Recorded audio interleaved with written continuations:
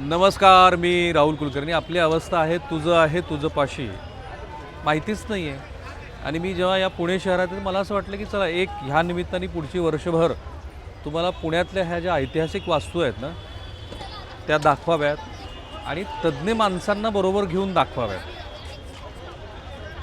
संपूर्ण हिंदुस्थानचा कारभार, कारण मी जेव्हा पानिपतची सगळी लढाई महाराष्ट्राला दाखवली, भाऊसाहेबांनी जे तख्त फोडलं होतं त्या तख्ताच्या शेजारी उभा राहून मी जेव्हा असं म्हटलं की हे मराठ्यांचं कर्तृत्व आहे की त्यांनी दिल्लीवरती स्वतःचं वर्चस्व गाजवलं. अर्थात मराठे स्वतः गादीवरती नाहीत बसले, पण ज्यांना कोणाला बसवलं त्याच्या माध्यमातून सत्ता त्यांनी राबवली. संपूर्ण उत्तर भारताचं राजकारण हे दीर्घकाळ मराठ्यांच्या हातात होतं. हा शनिवारवाडा त्याचं मोठंसं असं भलं रूप आहे. 86 वर्ष या शनिवारवाड्यातनं उत्तर भारताचा राज्यकारभार चालला. पेशवाई इथेच खऱ्या अर्थाने जन्मली. आणि मोहन सर, तुमचा परिचय करून द्या महाराष्ट्राला. स्वागत आहे तुमचं. माझं नाव मोहन भालचंद्र शेटे. पुणे शहरातल्या रमणबाग शाळेमध्ये शिक्षक म्हणून मी अनेक वर्ष काम केलं. इतिहास माझा आवडीचा विषय आणि इतिहास प्रेमी मंडळ या संस्थेचा मी संस्थापक अध्यक्ष आहे. वा.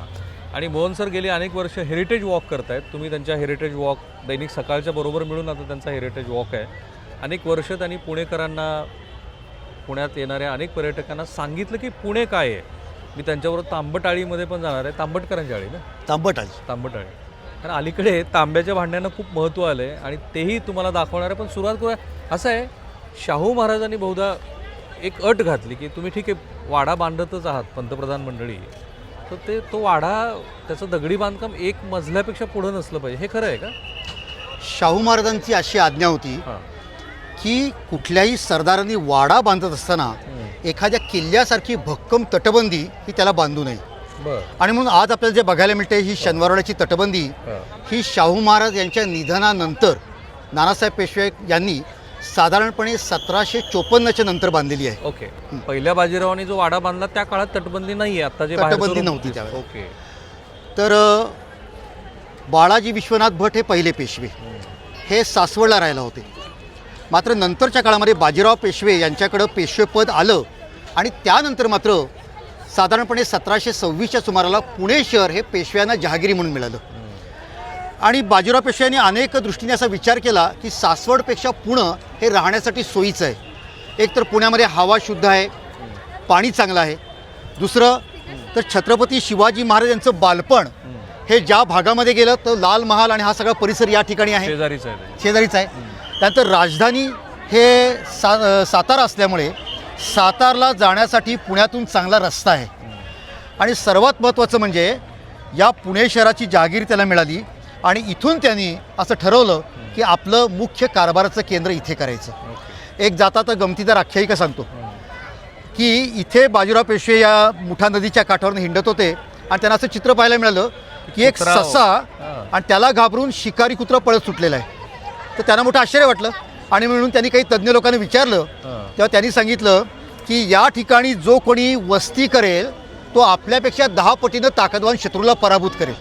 अर्थात ही आख्यायिका आहे, याला काही कोणी आधार असा नाही आहे. काही वेळेला ती आख्यायिका अशाही सांगितलं कुत्र्याच्या संदर्भात पण आहे, वाघ बघून पळून गेला वगैरे. पण असं आहे की शूरवीर आहेत बाजीराव पेशवे हे पहिले खरे.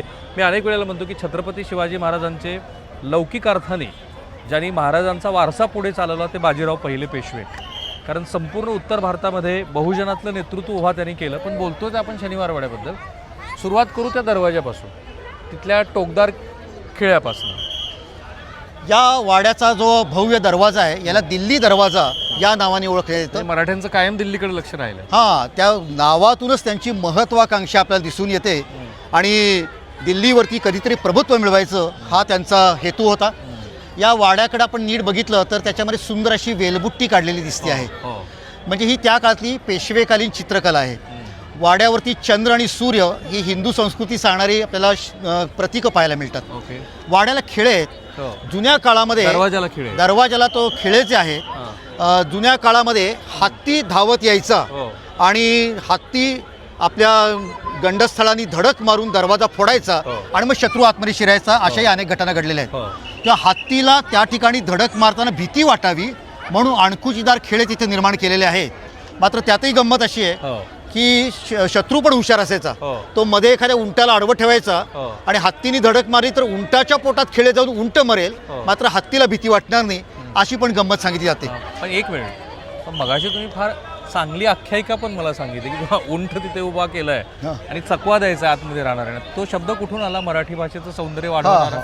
मराठी भाषेत एक म्हण आहे की दोघांच्या भांडणामध्ये जेव्हा तिसऱ्याचं नुकसान होतं हां. त्याला म्हणतात उष्ट राष्ट्र. उष्ट पहिल्यांदा म्हणजे मी उंट, ऐकलं. हो. उष्ट म्हणजे उंट. तेव्हा दोन जणांच्या भांडणात उंट मधल्यामध्ये मरतो, तर इथे असं हत्ती आहे. धडक देणार. हां. हत्ती धडक देणार, त्यांचा दरवाजा फुटणार, हां. मधल्यामध्ये उंट मात्र मरणार, आणि याच्यातून उष्ट राष्ट्र असा शब्द आपल्या मराठी भाषेमध्ये अस्तित्वात हे आला. इंडो इस्लामिक पद्धतीचं स्थापत्य शैली आहे? याच्यामध्ये विविध प्रकारच्या शैलींचा एक प्रकारे परिणाम झालेला आहे. कारण ही जी बुरुजाची पद्धत आहे, हो. हे संपूर्ण बुरुज हे अष्टकोनी किंवा बहुकोनी असे आहेत. हो. तर आपल्याकडे इंग्रजांचं जेव्हा यायला सुरुवात झाली आणि प्रस्थ त्यांनी सुरू त्यांच्या प्रकारचं इथं बुरुज बांधायला सुरुवात केली, तर आपल्याकडे बहुतेक गोल बुरुज आपल्याला पाहायला मिळतात. हो. मात्र बुरुजांना अशा प्रकारचे कोन हे थोडंसं त्याच्यामध्ये युरोपियन पद्धत ज्याला आपण म्हणता येईल त्याचा प्रभाव आहे.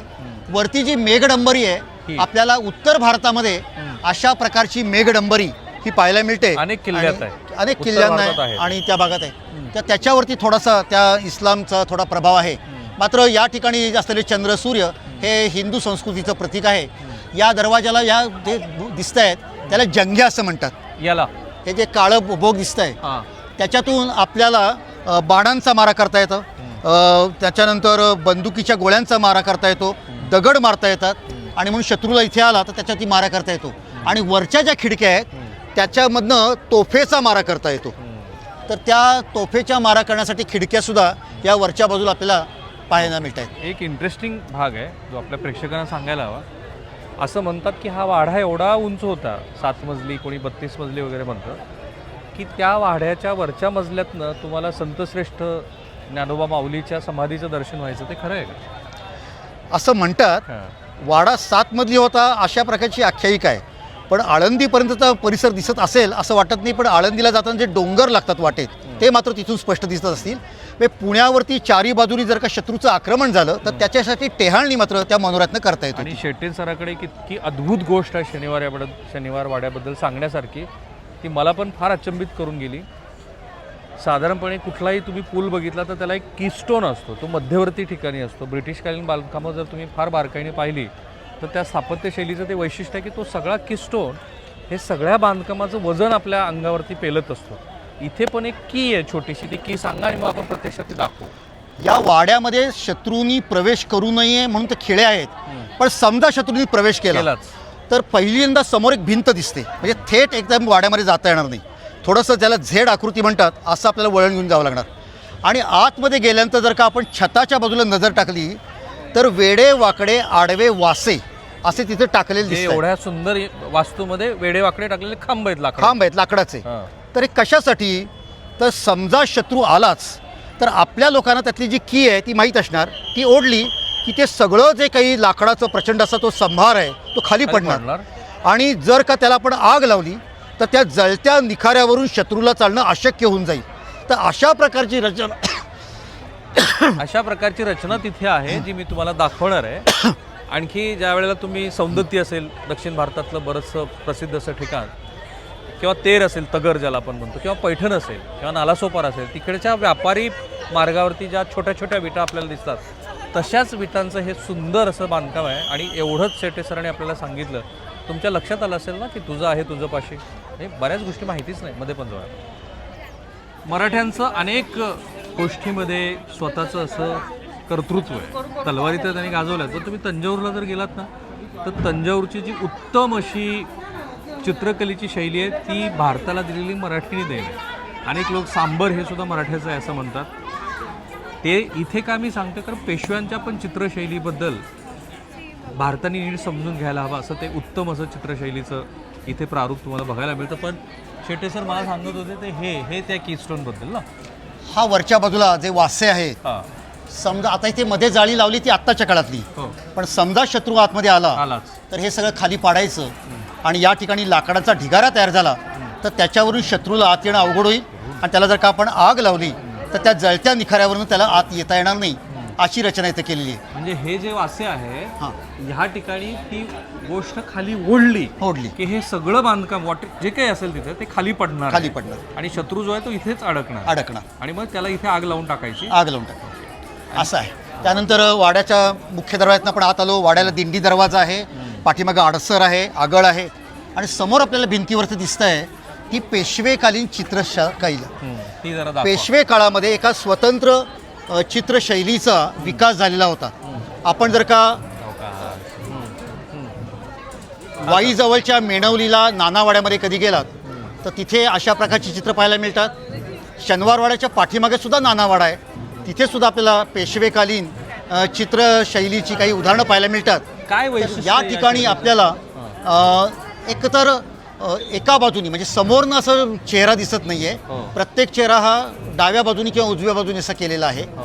डोळे अतिशय त्याचे मोठे आणि उठावदार असे आहेत. हो. आणि सर्व ही पौराणिक चित्र आहेत. हो. वरच्या बाजूला आपण गणपती आणि त्याच्या दासदासी दिसत आहेत. हो. तर खालच्या बाजूला शेषशाही विष्णू हा त्या ठिकाणी शेषावरती पहुडलेला आहे. हो. आणि तिकडं गरुड आहे, नारद आहे, अशा प्रकारचे सर्व त्याचे सहकारी आहेत. असं हे चित्र या ठिकाणी आपल्याला पाहायला मिळते. ओके, पण सर शेटे सर मला सांगा, शनिवार वाड्यामध्ये ही चित्रशैली ह्या महाद्वाराच्या शिवाय आणखी कुठे पाहता येते लोकांना? आज तरी पाहायला मिळत नाहीये. चला. पण ज्या वेळेला इथे वाडा होता त्या वेळेला आपण असं खात्रीने म्हणू शकतो की मोठ्या प्रमाणात या वाड्याच्या भिंतींवरती अशा प्रकारच्या चित्रशैलीचा वापर केला असेल. आता शेटे सरांची ती वही आहे का सर? मग अशी आपण जी ड्रॉइंग काढली ती जी वही आहे ती एकदा मी तुम्हाला हे तुम्हाला लक्षात येईल की मी जिथे उभा आहे ती वास्तू किती भव्य दिव्य आहे. 1730 ना, 1730ला सुरुवात झाली बांधकामाची. तिसऱ्याला भूमिपूजन बरोबर भूमिपूजन. आणि ज्या दिवशी भूमिपूजन झालं तोही दिवस आहे शनिवार. ह्यातनं आणि कळेल. ज्या दिवशी वास्तुशांती झाली ह्या वास्तूची 10,136 रुपये. किती? हां, 10,136 रुपये हा तेव्हा खर्च 1730 ते 1732च्या दरम्यान अवघ्या 2 वर्षामध्ये इतका भव्य दिव्य हा वाडा पूर्ण झाला. हा साधारणपणे किती आकार असावा वाड्याचा? 6.25 एकर असं आहे. हां. आणि असं साधारणपणे 550 फूट आणि असं साधारणपणे 500 फूट असं साधारण त्याचं पण मला सांग, हे जे मी सतत म्हणतो की तुझं आहे तुझं पाशी आहे, हे बरोबर आहे का? अगदी अगदी. हां. म्हणजे आज आपण बघतो की भारताच्या कानाकोपऱ्यातून कधी कधी परदेशातून सुद्धा हजारो पर्यटक या ठिकाणी येतात. पण इथे आतमध्ये आल्यानंतर काय बघायचं तेच त्यांना हे त्यांना माहीत नसतं. आणि त्यामुळे जसं आपण मगाशी उल्लेख केलात की 85 वर्ष जवळजवळ संपूर्ण देशाचं राजकारण जिथून चाललं होतं ती ही वास्तू आहे. पण त्या वास्तूची माहिती मात्र तिथे दिली जात नाही. याचं काय वैशिष्ट्य? हे नगारखान्याकडे जाणारा हा रस्ता आहे. हो. या वाड्याच्या वरती म्हणजे दिल्ली दरवाजाच्या वरती भव्य असा नगारखाना होता. त्या नगारखान्यामध्ये रोज सकाळ संध्याकाळ नगारा वाजत असे. त्याचप्रमाणे एखाद्या ठिकाणी जबरदस्त विजय मिळवला. एकच मिनिट. नमस्कार. मला हा शनिवारवाड्याचा अगदी ढोबळ मानाने काढलेला इथे नकाशा आपल्याला पाहायला मिळतोय. या ठिकाणी ही उत्तर दिशा आहे. हा जिथे दिल्ली आपण दरवाजा आता आहे. आतमधनं आलो. या दिल्ली दरवाज्यातनं आपण आतमध्ये आलो. समजा आतल्या भागाचे पण 3 भाग पडले तर हा पूर्वेकडचा भाग आहे. इथे आपल्याला पाहायला मिळतोय त्याला मस्तानी महाल असं म्हणलं जातं किंवा बाजीराव मस्तानी यांचा नातू अली बहादर, या अली बहादरचं वास्तव्य या ठिकाणी होतं म्हणून याला अली बहादर महाल असे म्हणलं जातं. पुढे एक गोशाळा होती. त्याचप्रमाणे स्वतः श्रीमंत बाजीराव पेशवे ज्या ठिकाणी राहत होते ते बाजीराव पेशव्यांचं हे निवासस्थान होतं. त्यानंतर इथे आपल्याला जे पाहायला मिळतं आहे त्याला चिमणबाग असं नाव आहे. तर चिमणबाग म्हणजे त्या काळातली अतिशय देखणी अशी बाग होती. त्याला वाफे केलेले होते. अनेक विविध प्रकारची फुलझाडं त्याच्यामध्ये होती आणि अत्यंत नयनरम्य असा देखावा या चिमणबागेचा पाहायला मिळत होता. या चिमणबागेच्याही पलीकडच्या बाजूला आपण कधी गेलो तर इथे आपल्याला गणेश महाल किंवा नाचाचा दिवाणखाना पाहायला मिळतो. हा त्या काळातला अत्यंत मोठा असा हॉल होता आणि त्या हॉलमध्ये अनेक परदेशी वकील जेव्हा यायचे त्यांच्या भेटीगाठी व्हायच्या. त्याचप्रमाणे गणेशोत्सवाच्या काळामध्ये गणपती त्या ठिकाणी प्रतिष्ठापित केला जायचा. देश विदेशातून आलेले कलावंत आपली कला त्या ठिकाणी सादर करायचे. आणि मॅलेट नावाचा इंग्रज अधिकारी होता, त्यांनी एक चित्र काढून घेतलेलं होतं. ते चित्र आता उपलब्ध आहे. इथे पुढे काय ते याच भागातल्या हा जो गणेश महाल आहे त्या भागातलं ते चित्र असावं असं अंदाज आहे. साधारणपणे 3 रचना दिसते. एक पूर्वेची पूर्व हा मध्य भाग आणि हा पश्चिमेकडचा भाग. पश्चिमेकडच्या भागामध्ये शौचालयाची व्यवस्था आहे. हो, अश्वशाळा तिथं असणार आहे. बरोबर. आणि मध्य भागामध्ये जिथे बाजीराव पेशव्यांचं निवासस्थान आहे ते कुठे आहे? हे इथे बाजीराव पेशव्यांचं निवासस्थान आहे. आणि या भागामध्ये नानासाहेब पेशवे, माधवराव पेशवे, सदाशिवभाऊ आणि रघुनाथराव यांची निवासस्थानं या आपल्याला पश्चिमेच्या भागात पाहायला मिळतात. तर हे साधारणपणे चित्र असं आहे, ही प्रत्येक भारतीयांनी बघावी अशी वास्तू आहे. त्याच्यातले छोटे छोटे बारकावे पण लक्षात घ्यावेत असं आहे. हे फक्त ह्यासाठी आपल्याला समजून घ्यायचं आहे की इतक्या छान वास्तूमध्ये कोणीतरी एखादा अभ्यासक आपल्याला बारीक सगळे संदर्भ देतो आहे, तर ते महाराष्ट्राच्या हिताचे आहे.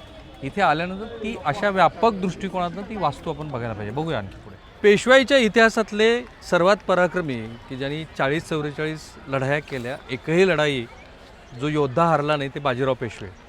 आणि बाजीरावांचं नाव भारताच्या इतिहासामध्ये दुर्दैवाने केवळ मस्तानीशी जोडलं गेलं. पण शेट्टे सरांनी सांगितलं की मस्तानीचा तर इथे कुठे महालसुद्धा नव्हता. अर्थात हा पुन्हा शेवटी विवादाचा विषय. ही ती जागा आहे की जिथे बाजीराव पेशवे राहायचे. आणि ह्याच वास्तूनं म्हणजे बाजीरावांनी ह्या वाड्याची पायाभरणी केली, नानासाहेबांनी त्याचा विस्तार केला वगैरे. पण ह्या वास्तूनं आणखीन एक दुर्दैवी प्रसंग बघितला आहे ना, काका मला वाचवा. तर तो प्रसंग कुठे घडला? या ठिकाणी ही अतिशय दुःखद घटना घडली की आपल्या गादीच्या स्वार्थासाठी, सत्तेच्या स्वार्थासाठी एका काकानं एका पुतण्याची हत्या करणं ही अत्यंत दुःखद घटना होती. त्या ठिकाणी हा जो इथे आपल्याला गणेश महालाची जागा सांगितली जाते इथे समोर या परिसरामध्ये, हे आहे ते चिमणबाग. ही अत्यंत सुंदर अशी देखणी बगीचा या ठिकाणी होता. त्याच्यात वाफे आहेत, अनेक प्रकारची फुलं आहेत. आणि या पलीकडच्या बाजूला हा गणेश महाल होता. एक मिनिट, इथे मी जे बोट करतोय ह्या ठिकाणीच तो प्रसंग घडलाय, बरोबर? त्या ठिकाणी तो होता. आणि नानासाहेबांना 3 मुलं. विश्वासराव थोरला होता, तो पानिपतावरती मरण पावला. माधवराव पेशवे यांनी 10 वर्ष कारभार केला, मात्र त्यांनाही मूलबाळ नव्हतं. आणि माधवराव पेशवे यांचा मृत्यू झाला 1772ला. आणि मग मात्र पंतप्रधान पदावरती आला 3रा मुलगा, तो म्हणजे नारायणराव. आणि तिथे राघवांना असं वाटलं की हा जर का पेशवा झाला आणि पुढे याचा वंश चालू झाला तर मग आपल्याला हे पद कधी मिळणार नाही. आणि म्हणून त्यांनी त्या ठिकाणी नारायणरावचा खून केला. ही घटना या परिसरामध्ये घडलेली आहे. वयाच्या अवघ्या 17व्या वर्षी नारायणरावांना मारण्यात आलं. आनंदीबाईंनी धचा मा केला आणि तो वाक्प्रचार म्हणा किंवा त्याच्या निमित्तानं असणारी कावेबाज धूर्तपणा म्हणा, जिथून तो प्रसंग घडला इतिहासामध्ये, ती वास्तू, ही ती जागा आहे, बरोबर ना सर? बरोबर. याच ठिकाणी मग नारायणराव काका मला वाचवा म्हणत राघोबादादाकडे गेले. राघोबादादांच्या महालामध्ये गेले, पण राघोबादादांनी काही त्यांचं रक्षण केलं नाही आणि अतिशय दुर्दैवी अशी त्यांची हत्या झाली. एक गोष्ट मला कळली नाही, पुढे त्या गार्द्यांचं काय झालं? कारण धच्या मावावरती बरीच चर्चा झाली, पण ज्या दोघांनी मारलं नाही, गार्द्यानं नंतर शिक्षा झाली. कारण रामशास्त्री प्रभुण्यांसारखे अत्यंत निस्पृह, म्हणूनच मी या ठिकाणी न्यायमूर्ती होते आणि त्यांनी ती काम केलं. मात्र अजून एक गोष्ट सांगण्यासारखी आहे की त्यावेळेला जे पुण्यामधले जी विद्वान आणि तज्ज्ञ मंडळी होती त्यांना राघोबादादांचं कृत्य अजिबात आवडलं नाही. अशी जवळजवळ 12 मंडळी एकत्र आली. त्याच्यामध्ये नाना फडणीसही होते, त्याच्यामध्ये बापू गोखले होते. आणि म्हणून त्याला म्हणतात बारबाईचं कारस्थान. आणि त्यांनी ठरवलं की या ठिकाणी राघोबाला आपण पेशवेपद म्हणजे सत्ता मिळू द्यायची नाही. आणि मग पेशवा कोण होणार? तर जरी नारायणराव मरण पावला तरी त्याची पत्नी गंगाबाई ही गरोदर होती, तिच्या पोटात बाळ होतं. पण तिला पुरंदर किल्ल्यावरती नेलं, तिथं सुरक्षित तिचं बाळणपण झालं. तिच्या पोटी पुत्र जन्माला आला, तो मुलगा म्हणजे सवाई माधवराव. आणि तो 40 दिवसात असताना त्याला पेशवेपद मिळालं. अर्थात त्याच्या वतीनं कारभार बघत होते ते म्हणजे नाना फडणीस आणि सरसेनापती महादजी शिंदे. आणि पुढचा 21 वर्षाचा काळ जो आहे तो त्यांचा काळ आहे. म्हणजे नाना फडणीसांनी सवाई माधवरावांच्या शिक्षणाची अतिशय उत्तम व्यवस्था केली होती. म्हणजे तुम्हाला गंमत सांगतो, पृथ्वीचा गोल इथं आणलेला होता, पृथ्वी गोल. आणि इंग्रज अधिकारी येऊन त्या छोट्या सवाई माधवरावाला तो भूगोल शिकवायचे की जग कसं आहे. हे किती नाना फडणीसाची प्रगती असते. गंमत सांगतो, एकदा तर एका इंग्रजांनी म्हणलं, 3 वर्षाचे होते सवाई माधवराव, तर इंग्रज अधिकारी म्हणले की आम्हाला पेशव्यांना भेटायचं आहे. तर नाना फडणीसांच्या लक्षात असं आलं की इंग्रजांचा तो रंग, त्यांचा तो पोशाख, तर जरा बिचकतील आपले पेशवे, 3 वर्षाचे लहान आहेत ते. तर नाना फडणीसांनी त्यांना 15 दिवसानंतरची तारीख दिली भेटायला. आणि मधल्या काळामध्ये इंग्रजांसारखे 2 गोरी माणसं आणली, त्यांना त्यांच्यासारखा पोशाख घातला, त्यांना रोज सवाई माधवरावांच्या समोर आणून उभं करायचं. आणि ज्या वेळेला नानांची खात्री पटली की आता काही तो घाबरणार नाही, त्यावेळेला त्यांनी त्या इंग्रजांना बोलवलं. म्हणजे आपल्या राज्याचा आब राहिला पाहिजे, आपल्या राज्याची प्रतिष्ठा राहिली पाहिजे, यासाठी हे नानाने केलं होतं. आणि असे शह आणि काटशह हे या वास्तूंनी खूप बघितले. आता माझा स्वतःचा त्याच्यावरती विश्वास नाही आहे, तरीही मला ते शेट्टे सरांना विचारायचं, इकडे जरा, ज्या वास्तूमध्ये नारायणरावांच्या बद्दल ती घटना घडली आणि नारायणरावांचा खून झाला. उगीच एक वदंत असते की तिथे काहीतरी अमावस्येच्या रात्री आवाज येतो आणि काका मला वाचवा वगैरे. डू यू बिलीव्ह ऑन दिस? नाही नाही, शनिवारवाड्याबद्दल अशा काही आख्यायिका आहेत, पण त्या आख्यायिकांना तसा काही अर्थ नाही आहे. काय काय आख्यायिका आहेत शनिवारवाड्याबद्दल? ही एक आख्यायिका आहे. आख्यायिका कसं होतं की नंतरच्या काळामध्ये दीर्घकाळ ही वास्तू भग्न अवस्थेमध्ये होती, त्यामुळे इथं जायला लोक घाबरायची आणि त्याच्यातनं असं व्हायचं की अशा प्रकारचे आवाज येतात. दुसरं की शनिवारवाड्यातून पर्वतीपर्यंत भुयार आहे, अशी पण एक अशी पण एक आख्यायिका आहे किंवा अशी एक दंतकथा आहे. हे प्रॅक्टिकली सुद्धा शक्य नाही आहे. मात्र काय आहे की नानासाहेब पेशव्यांच्या काळामध्ये कात्रज ते शनिवारवाडा अशी जी अंडरग्राऊंड पाईपलाईन आली पिण्याच्या पाण्याची, तर ती काही ठिकाणी जवळजवळ 5 फूट उंचीची आहे. म्हणजे एखादा मनुष्य 5 फूट उंचीचा मनुष्य चालत जाईल अशा प्रकारची ती पाईपलाईन आहे. आणि या शनिवारवाड्याच्या हा जो गणेश दरवाजा आहे तिथपर्यंत ती आलेली आहे. त्यामुळे कदाचित काही लोकांना असं वाटत असेल की शनिवारवाड्यातून बाहेर जायला हे भुयार होतं की काय, पण प्रत्यक्षात ते माणसांसाठी नसून पिण्याचं दोन आख्यायिका सोडून आणखी काय आख्यायिका आहे? आनंदीबाईचं पुढं काय झालं?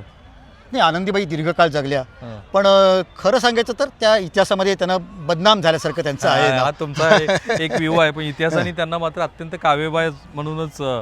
बरं, राघोबा दादा तसा कर्तृत्वान मनुष्य आहे हो, पण अहिल्याबाईंच्या बद्दल पण राघोबा दादाने जे केलं ते काही बरोबर नाही. शेवटी अहिल्याबाईंनी म्हटलं की आता बांगड्याच तुम्हाला मी पाठवते वगैरे वगैरे. तो फार वेगळा इतिहास आहे. नाही, सांगू का, कर्तृत्व होतं म्हणजे एका दृष्टीनं इतिहासाचा अभ्यास आम्ही जेव्हा करतो ना, ते कर्तृत्व असणं, पण त्याच्याबरोबर ज्याला हलक्या कानाचा माणूस म्हणतात ना, की कुणी काही सल्ला देतोय आणि तो सल्ला ऐकला जातोय, तर राघोबादादांच्या काही दुर्गुणांमुळे त्यांच्या अनेक चांगल्या गुणांची सुद्धा माती झाली.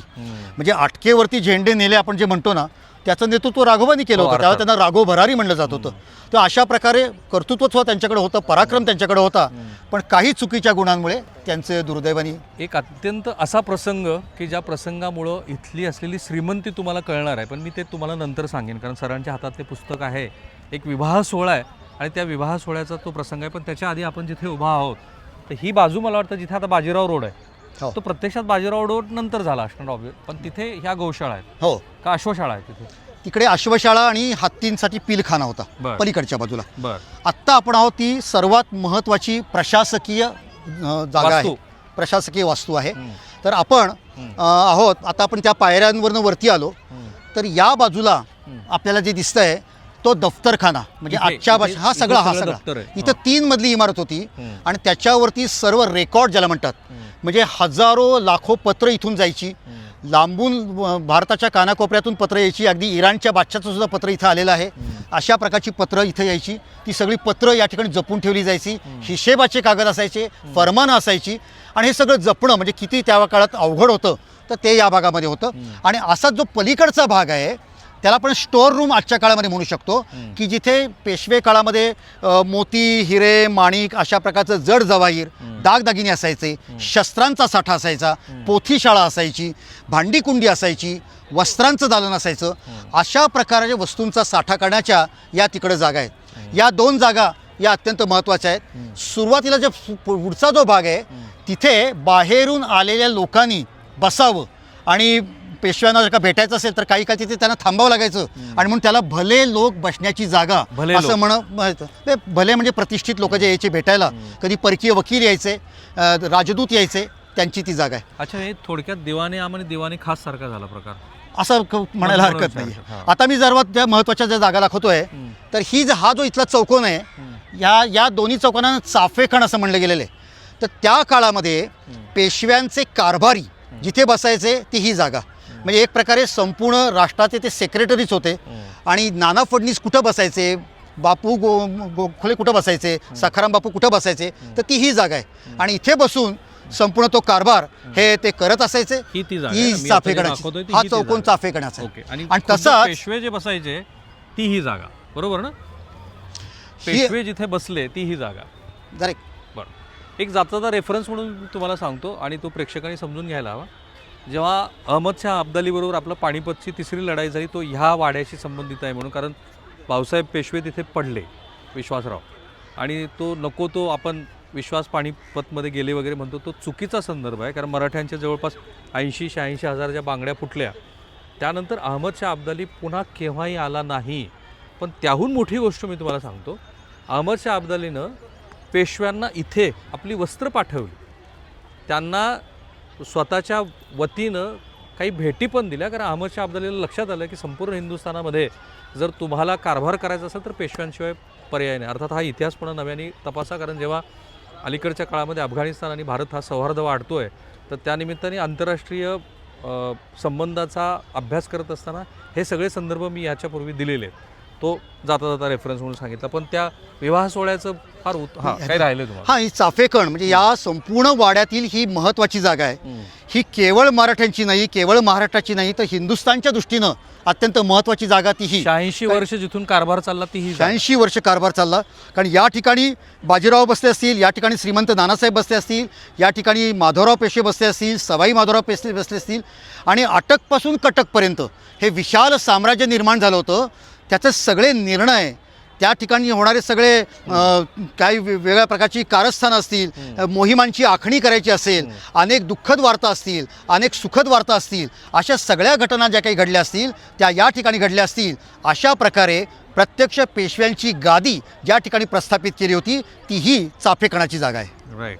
सो हे इतकं महत्त्वाचं आहे. आणि मी पुन्हा सांगतो तुम्हाला की हे हजारो प्रेक्षक जे येतात, पर्यटक, माफ करा, त्या पर्यटकांना ह्या सगळ्या संदर्भामध्ये मला वाटतं लाईट अँड तो साऊंड शोमध्ये मिळते ना ती माहिती पुरेशी. पण ती त्यात इतिहास जास्ती आहे, पण वाड्याची रचना मात्र आज आपण सांगतोय ती मात्र त्याच्यामध्ये फार नाही. आणि मला महाराष्ट्राला विनंती करायची आहे, जातीय अभिनिवेश बाजूला ठेवा.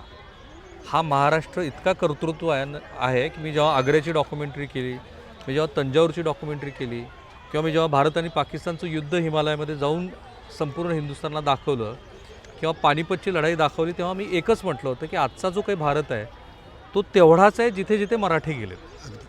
आणि त्यामुळं एक जातीय अभिनिवेश बाजूला ठेवणे, महाराष्ट्र आणि महाराष्ट्राच्या माणसाचं कर्तृत्व, आणि म्हणून छत्रपती शिवाजी महाराजापासून ते अनेक अभिजन असं म्हणतात की हे मराठा साम्राज्य आहे.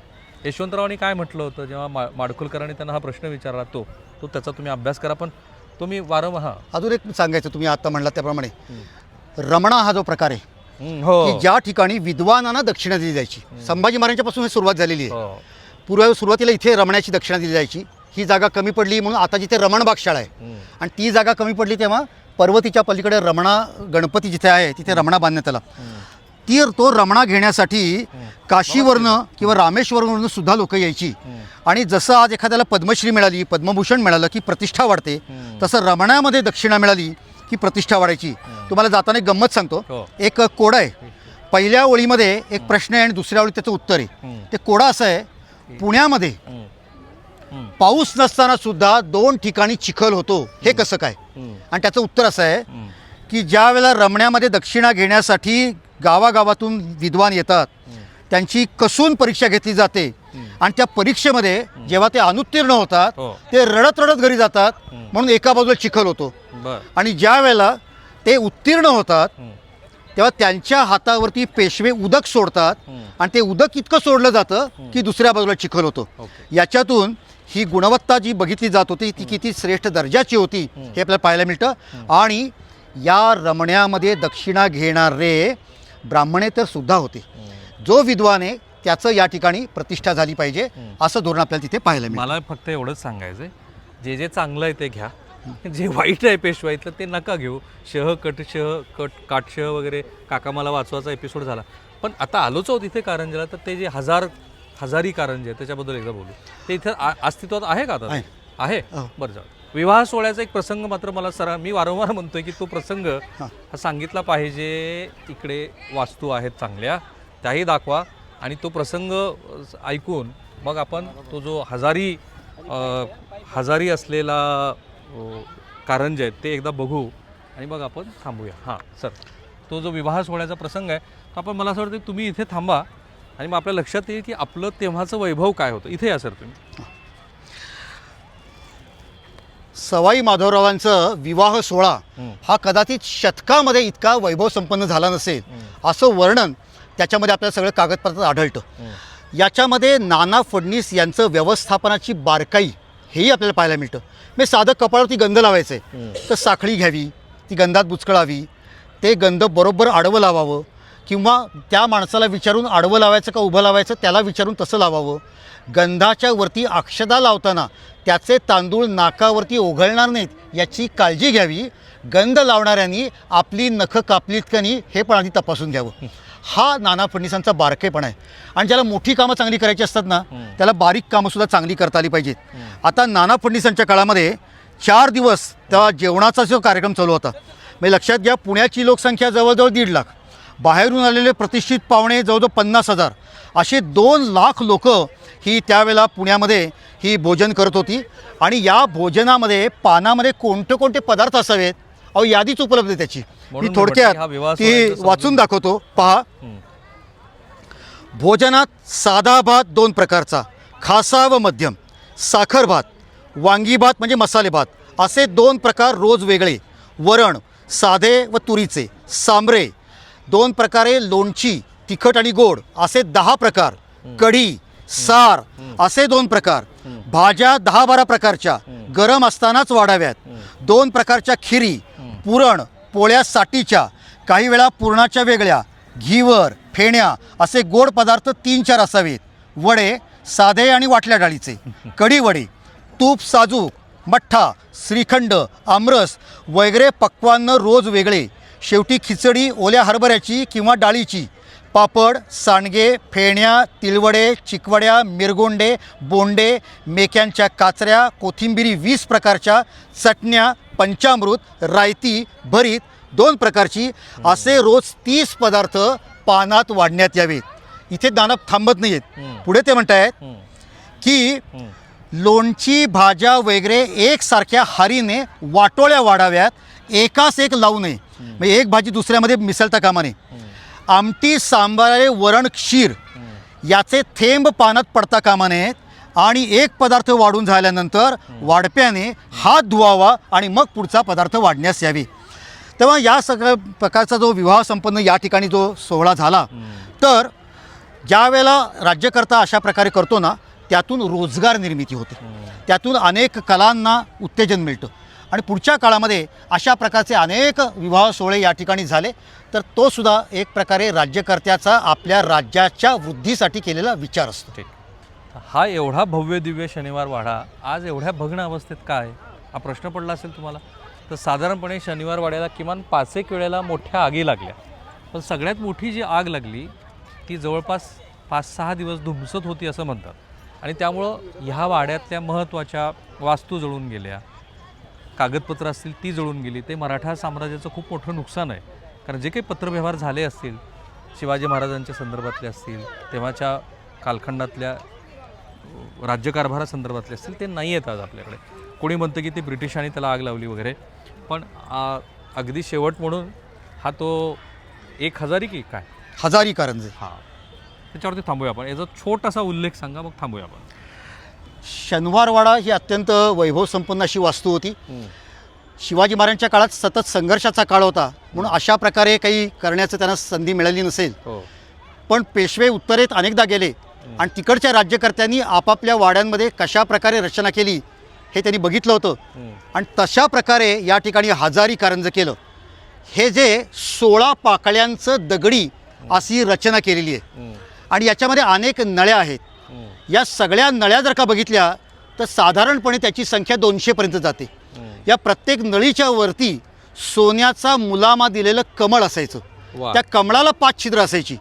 म्हणजे या कारंजातून बाहेर पडणाऱ्या धारा होत्या यांची संख्या बघितली तर ती 1 सहस्त्र म्हणजे 1000 होती. आणि म्हणून याला हजारी कारंज म्हणलं जातं. इतिहासाचार्य ग खरे आपल्या पुस्तकात असं म्हणतात की अशा प्रकारचं कारंज त्यावेळेला भारतातच काय जगामध्ये सुद्धा दुर्मिळ होतं. आणि त्यामुळे हे खरोखरच अभिमान वाटावा अशी गोष्ट आहे. तिथे थांबूया बोला. आणि आपल्या मनात हाही प्रश्न येईल की ही सगळी कारंजी वाड्यामध्ये आहेत, इथे हजारी कारंज आहे, तिथे 8 कारंज आहे, ही उडत कशी होती, कुठलं तंत्रज्ञान वापरलं जात होतं.